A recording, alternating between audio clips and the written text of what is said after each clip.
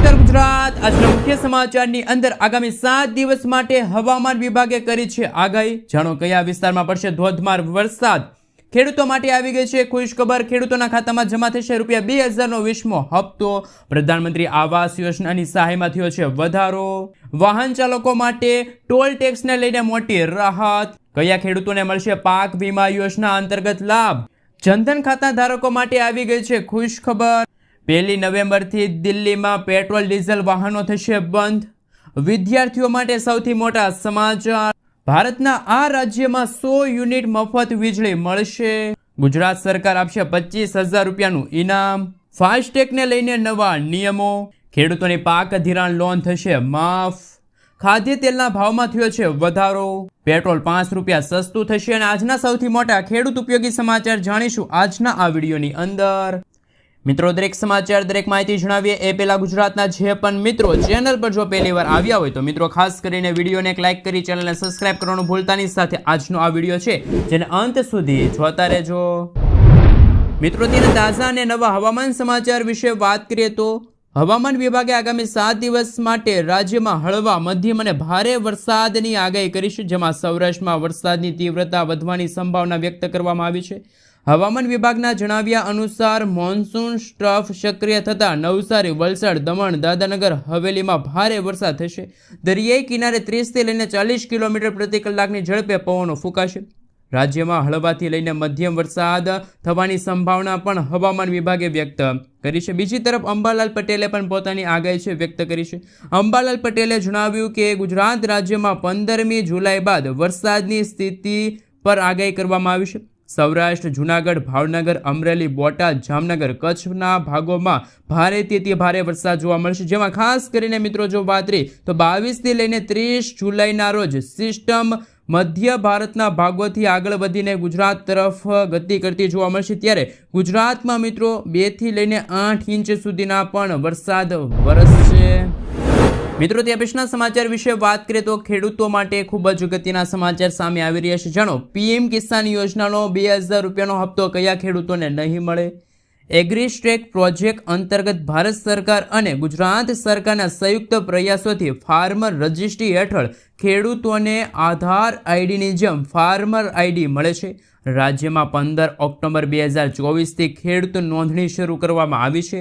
ભારત સરકારે પીએમ કિસાન યોજનાના ₹2000ના આગામી હપ્તા એટલે કે 20મા હપ્તા માટે ખેડૂત આઈડીની નોંધણી ફરજિયાત કરવામાં આવી છે।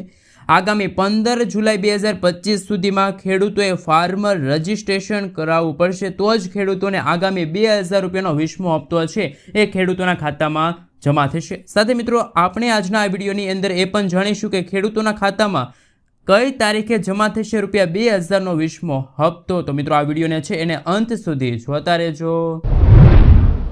મિત્રો ત્યાં પછીના સમાચાર વિશે વાત કરીએ તો પાક નુકસાન સહાય જાહેર કરવામાં આવી છે। રાજ્યના ખેડૂતો માટે ખુશીના સમાચાર સામે આવ્યા છે। રાજ્ય સરકારે કમોસમી વરસાદથી ખેડૂતોને થયેલા નુકસાન માટે રાહત પેકેજની જાહેરાત કરી છે। ઓક્ટોબર 2024માં થયેલા નુકસાન માટે સરકારે રાહત પેકેજની જાહેરાત કરી છે, જે અંતર્ગત કપાસના વાવેતરને થયેલા નુકસાનની સહાય ખેડૂતોને ચૂકવવામાં આવશે। રાજ્યના 6 જિલ્લાઓમાં કપાસના વાવેતરને થયેલા નુકસાન અંતર્ગત ખેડૂતોને સહાયની ચૂકવણી કરવામાં આવશે। તમને જણાવી દઈએ કે રાજ્યના છોટાઉદેપુર, જામનગર, અમરેલી, ભાવનગર, સુરેન્દ્રનગર અને રાજકોટ જિલ્લાના ખેડૂતોને આ સહાય ચૂકવવામાં આવશે। સરકારના નિયમ મુજબ જે ખેડૂતોને 33%થી વધુ પાક નુકસાન થયું હોય તેવા ખેડૂતોને સહાય મળશે। આ સિવાય 2 હેક્ટરની મર્યાદામાં પ્રતિ હેક્ટર ₹11,000ની સહાય ખેડૂતોને મળશે। ખેડૂતોએ આ પાક નુકસાનનું વળતર લેવા માટે 14 જુલાઈ સુધીમાં ખેડૂત મિત્રોએ ઓનલાઈન નોંધણી છે, ઓનલાઈન અરજી છે કરવાની રહેશે અને સરકાર તરફથી ખેડૂતોના બેંક એકાઉન્ટમાં સીધા પૈસા છે જમા કરવામાં આવશે।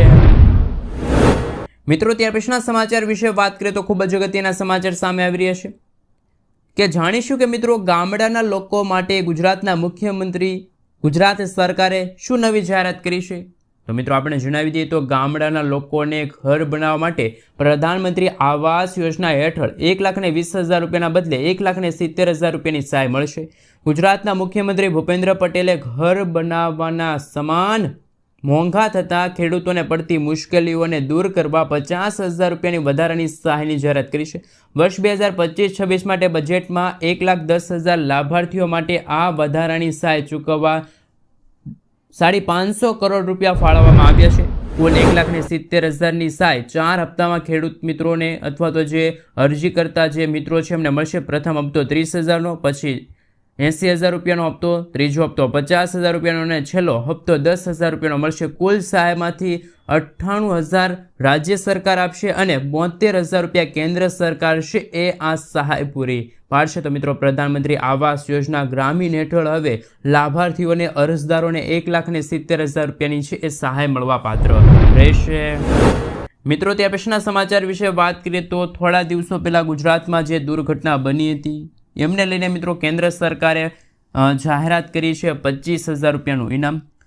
રાહવીર તરીકે ઓળખાશે. આપને જણાવી દઈએ તો અકસ્માત થાય તો અનેક લોકો મદદે દોડી આવતા હોય છે, ત્યારે રાજ્ય સરકાર દ્વારા રોડ અકસ્માતમાં ઇજાગ્રસ્તોને મદદ કરનારને રાજ્ય સરકાર તરફથી ઇનામ આપવામાં આવશે. જલ્દી જ આ અંગેની જાહેરાત કરવામાં આવશે. અકસ્માતમાં જીવ બચાવનાર વ્યક્તિને હવે રાહવીર તરીકે ઓળખાશે. રાજ્ય સરકાર અથવા તો સરકાર આવા વ્યક્તિઓને 25,000 રૂપિયાનું ઇનામ આપશે. રોડ અકસ્માત દરમિયાન પ્રથમ 1 કલાક ગોલ્ડન અવર્સ તરીકે ઓળખવામાં આવે છે. મિત્રો, ત્યાર પછીના સમાચાર વિશે વાત કરીએ તો ફાસ્ટેગ અંગે નવા નિયમો. નેશનલ હાઈવે ઓથોરિટી ઓફ ઇન્ડિયાએ લૂઝ ફાસ્ટેગ ધરાવતા વપરાશકર્તાઓને બ્લેક લિસ્ટ કરવાનો નિર્ણય લીધો છે. લૂઝ ફાસ્ટેગ અથવા તો ટેગ ઇન હેડ એ વપરાશકર્તાઓને કહેવામાં આવે છે, જેઓ જાણીએ તો મિત્રો વાહનના વિન્ડો સ્ક્રીન પર ફાસ્ટેગ ચોંટાડતા નથી. આ ટોલ કલેક્શન સિસ્ટમમાં મુશ્કેલી ઊભી કરે છે. નેશનલ હાઈવે ઓથોરિટી ઓફ ઇન્ડિયાએ કહ્યું કે ટોલ કલેક્શન પ્રક્રિયાને સુવ્યવસ્થિત કરવા અને મુસાફરીઓની સુવિધા વધારવા માટે આ પગલું છે લેવામાં આવ્યું છે. મિત્રો, ત્યાર પછીના સમાચાર વિશે વાત કરીએ તો પીએમ કિસાન સન્માન નિધિ યોજનાનો 20મો હપ્તો 2,000 રૂપિયાનો હપ્તો ખેડૂતોને ક્યારે મળશે? પ્રધાનમંત્રી કિસાન સન્માન નિધિ યોજના હેઠળ કરોડો ખેડૂતોને દર વર્ષે 6,000 રૂપિયાની આર્થિક મદદ આપવામાં આવે છે. આ રકમ દર 4 મહિનાના અંતરે 2,000 રૂપિયામાં 3 હપ્તા છે ખેડૂતોના ખાતામાં ટ્રાન્સફર કરવામાં આવે છે. આ પહેલાં 19મો હપ્તો મિત્રો 24 ફેબ્રુઆરી 2025ના રોજ ખેડૂતોના ખાતામાં ટ્રાન્સફર કરવામાં આવ્યો હતો. મીડિયા રિપોર્ટ અનુસાર જાણકારી સામે આવી છે કે એ પ્રમાણે 18 જુલાઈ 2025ના રોજ આગામી હપ્તો છે ખેડૂતોના ખાતામાં આવી શકે છે. હકીકતમાં પ્રધાનમંત્રી મોદી આ દિવસે બિહારના મોતીહારીમાં એક મોટી જનસભાને સંબોધિત કરવાના છે. રિપોર્ટ્સમાં કહેવામાં આવી રહ્યું છે કે આ ઇવેન્ટ દરમિયાન પીએમ કિસાન યોજનાનો 20મો હપ્તો ખેડૂતોના ખાતામાં છે એ કેન્દ્ર સરકાર મોકલી શકે છે, પરંતુ મિત્રો હજુ સુધી કોઈ સત્તાવાર જાહેરાત કરવામાં નથી આવી. મિત્રો, આગળના સમાચાર વિશે વાત કરીએ તો મહત્વના સમાચાર સામે આવી રહ્યા છે. હવે સરળતાથી મળી જશે લર્નિંગ લાયસન્સ. હવે નાગરિકો માટે લર્નિંગ લાયસન્સ મેળવવું વધારે સરળ બન્યું. અરજદારો કે ફેસલેસ લર્નિંગ લાયસન્સની નવી સેવા આધાર બેઝ કેવાયસી દ્વારા મેળવી શકાશે. આ સાથે અરજદારો હવે પોતાના ઘરે બેઠા ઓનલાઈન અરજી કરીને પણ લર્નિંગ લાયસન્સ મેળવી શકશે. ઉલ્લેખનીય છે કે 7 જુલાઈ 2025 આ નવી પદ્ધતિ છે અમલમાં આવી છે. તો મિત્રો, વાહન ચાલકો માટે આ પણ એક ખાસ કરીને રાહતભર્યા સમાચાર સામે આવી રહ્યા છે. મિત્રો, આગલા સમાચાર વિશે વાત કરીએ તો ખેડૂતોની પાક ધિરાણ લોન થશે માફ. ગુજરાતના દરેક ખેડૂતો માટે પાક ધિરાણ લોનને લઈને આવ્યા મહત્વના સમાચાર.